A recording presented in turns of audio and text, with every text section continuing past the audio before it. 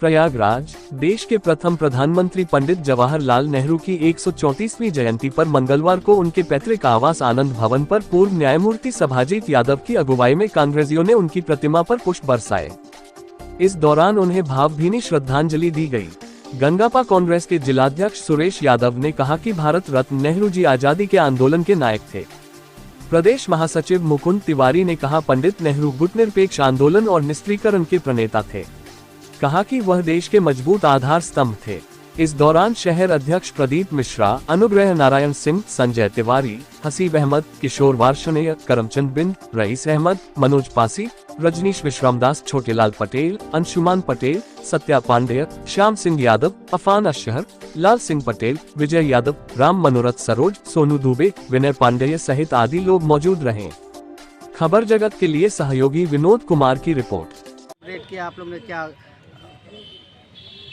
आज हम लोगों ने उनको याद किया, यहाँ पे माल्यार्पण किया गया है और यहीं पर उनका कर्म क्षेत्र रहा है और इलाहाबाद में जन्मे, यहीं पर पले बढ़े और यहीं से उन्होंने देश की आज़ादी की लड़ाई में भाग लिया। 9 साल 8 महीना 11 दिन उन्होंने जेल काटी। उनके पिताजी मोतीलाल नेहरू जी बहुत भारी बैरिस्टर थे पूरे भारतवर्ष के।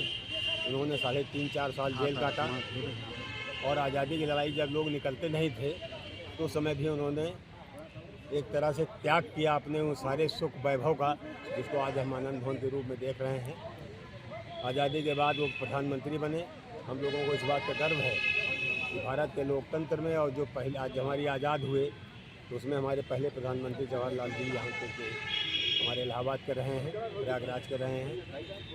उन्होंने आज़ादी के बाद चूँकि प्रधानमंत्री बने, सरकार बनी कांग्रेस की, तो इस पूरे टूटे फूटे भारत को, जो गरीब एकदम जिसको अंग्रेज निचोड़ कर ले गए थे, उसको फिर से खड़ा करना था, यहाँ के लोगों को जीवन देना था। तो उन्होंने एक आधुनिक भारत की कल्पना की और उसको साकार किया। आज हम जो कुछ भी हैं उनकी वजह से हैं। आप जानते हैं कि उस समय राजा महाराजाओं का ये देश था। क्वीन विक्टोरिया राज करती थी, 564 राजघराने थे।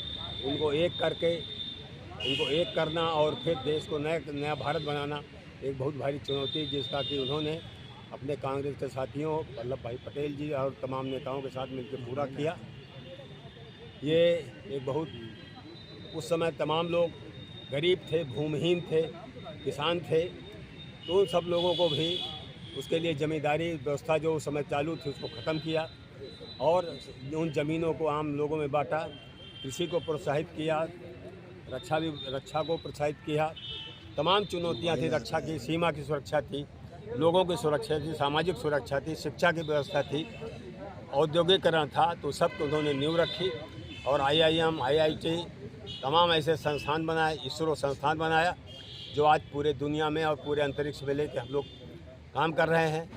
उन्होंने जिस आधुनिक भारत का निर्माण किया है उसको आगे बढ़ाना हम लोगों का धर्म है।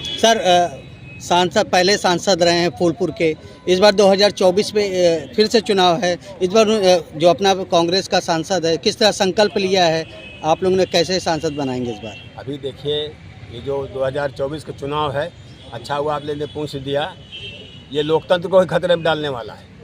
इस समय जो व्यवस्था है, जो लोग बैठे हुए हैं, इस लोकतांत्रिक व्यवस्था पे चढ़ के बैठ गए हैं और सारी संस्थाओं को अंग भंग कर दिया है इन्होंने। इन परिस्थितियों में एक गठबंधन बना है। उस गठबंधन में जो हमारा इंडिया के नाम से है, उसमें लोग तय करेंगे कौन कहाँ से लड़ेगा। हाँ, ये बात निश्चित है कि कांग्रेस की हमेशा इच्छा रही है कि चूँकि पहले प्रधानमंत्री की हमारी सीट रही तो यहाँ से कांग्रेस लड़े, और उसके लिए लेकिन जो हमारे हाईकमान के नेता हैं, जो और भी दलों के लोग, जिन लोगों ने मिलकर INDA बनाया है, वो लोग तय करेंगे। उसके बाद फिर उस पर हम लोग आगे बढ़ेंगे। प्रियंका की भी बड़ी मांग उठती रही है। हाँ, प्रियंका जी तो जो है बहुत ही पॉपुलर नेता हैं और उनकी मांग हम यहाँ के भी लोग चाहते हैं कि वो आके फूलपुर से लड़ें, लेकिन ये सब लोग वही लोग हाईकमान तय करेंगे जो विभिन्न पार्टियों के लोग मिले। आप लोग क्या चाहते हैं, प्रयागराज के लोग? हम लोग तो चाहते हैं कि यहाँ पर जो है नेहरू परिवार का कोई आके जो है इस विरासत को संभाले और नेहरू परिवार वाली सीट जीत जाए। नेहरू परिवार सोनिया जी का और राहुल जी का ही है, केवल प्रियंका जी अभी तक चुनाव नहीं लड़ी हैं, वही शेष हैं। तो हम लोग चाहते हैं कि वो यहाँ से आके लड़ें। Thank you. आज हम लोग नेहरू जी को याद किए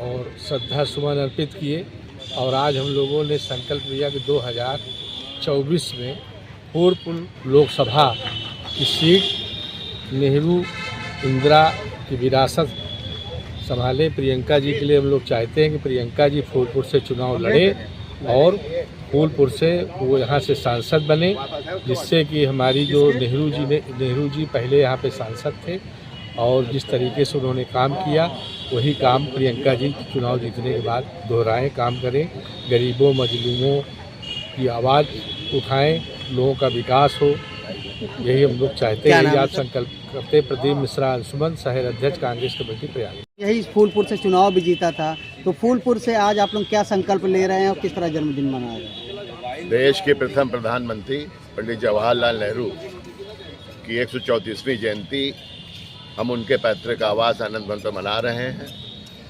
पंडित नेहरू फूलपुर के प्रथम सांसद भी रहे और उन्होंने इलाहाबाद और चायल तीनों का नेतृत्व एक साथ किया था। इसके बाद उन्होंने देश में अपनी वैभवशाली जीवन को छोड़कर जिस तरह से भारत को आज़ाद कराया और 10 साल 9 महीने तक लगातार वो जेल में रहे, ब्रिटिश हुकूमत को उन्होंने जो चुनौती दी थी आज़ादी के बाद उसको सार्थक किया और आधुनिक भारत का निर्माण किया।